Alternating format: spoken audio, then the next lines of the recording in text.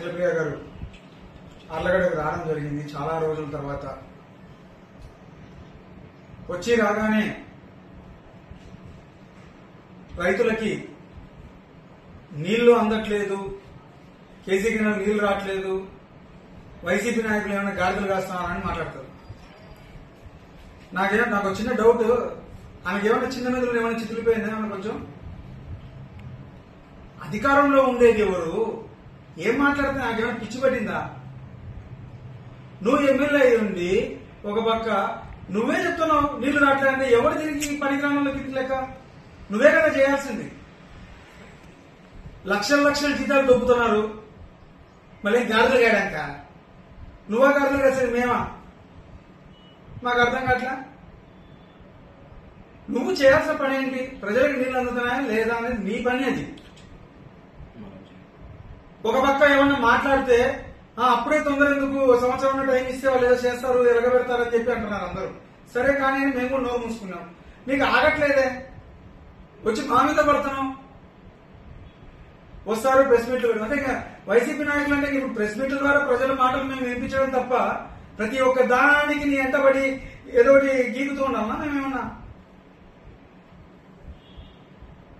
ఈ రోజు కూడా నీళ్ళు వచ్చినాయి నేను సంబరపడతాం. నీళ్ళు ఏడొచ్చినాయి తల్లి, నీ కంటికి నీళ్ళు ఏడ కనపడుతున్నాయి మాకు అర్థం కావట్లేదు. అర్ధరుగు నీళ్లు లేవు. ఒక పక్క శ్రీవేలలో రైతులు చుడుకో ఆత్మహత్య చేశారని అంటున్నారు. చూడండి ఎంతమంది రైతులు సిరివెల్లలో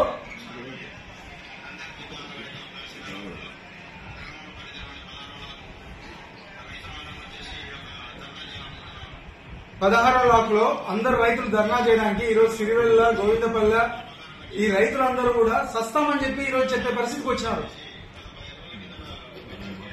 సరే ఇప్పుడు నువ్వు ఆర్లగడ్డలో ఉన్నావు కదా, మళ్ళీ గాడిదలు కాస్తున్నావు. వీళ్ళకి ఇన్ని సమస్యలు ఉంటే ప్రతి ఒక్క దానికి ఏదో ఒకటి క్రియేట్ చేయడం, బురద కలగడం, పోవడం. నువ్వు చేయాల్సిందేంది? ఈ రోజు నీ తమ్ముడు డైరెక్ట్ గా చెప్తున్నాడు అధికారులు పని చేయట్లేదు, నీళ్లు లేవు, గతి లేదని. ప్రభుత్వం పనికిమాల ప్రభుత్వము పని చేయట్లేదు, ఏం చేయట్లేదని డైరెక్ట్ గా మీరే చెప్తున్నారు. అంటే మీ కూటమి ప్రభుత్వం ఒక పనికిమాల ప్రభుత్వం అని మీరే ఒప్పుకుంటున్నప్పుడు ఇంకా ఎందుకు మీరు ఇంకా అధికారంలో ఉండేది?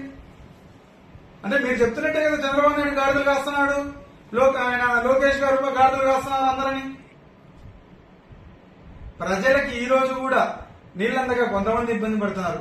ఓ రైతుల గురించి గింజుకుంటున్నారే. ఈ రోజు ఎక్కడికి పోయింది రైతు భరోసా? ఎక్కడికి పోయింది ఇన్పుట్ సబ్సిడీ? ఎక్కడికి పోయింది రైతులకు ఇన్సూరెన్స్? ఎక్కడికి పోయింది?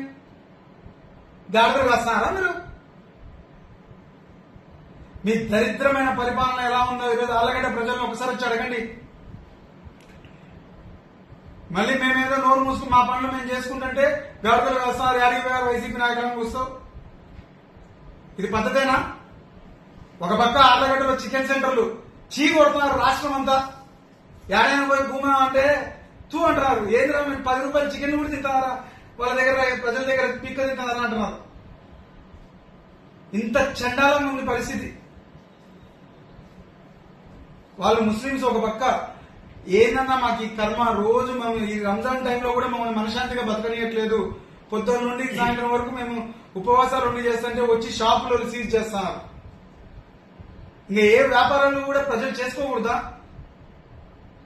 ఆఖరికి కోళ్లు అమ్ముకునేది, బరగొడ్ల వ్యాపారం, పందుల వ్యాపారం అన్ని మీకే కావాలన్నా? ఇంకో పక్క లోన్లు ఏదో వస్తే బాగుపడతారు, బీసీ లోన్లు అని చెప్పి ప్రభుత్వం ఇస్తుంటే అవి మీకే కావాలంటున్నారు. ప్రతి దాంట్లో అవినీతేనా? మన నాన్న అవబిలం పోయినాం, ఆఖరికి బిచ్చగాళ్ళు వచ్చి చెప్తున్నారు మా దాంట్లో కూడా వాటా అడుగుతారన్న వాళ్ళు వచ్చాయని చెప్పి. చిల్లర ఆఖరికి వాళ్ళు 1000 రూపాయలు సంపాదిస్తే 800 వాళ్ళకి ఇవ్వాలంటే 200 మీకు కూలీ అంటున్నారంట బిచ్చగాళ్ళకు కూడా.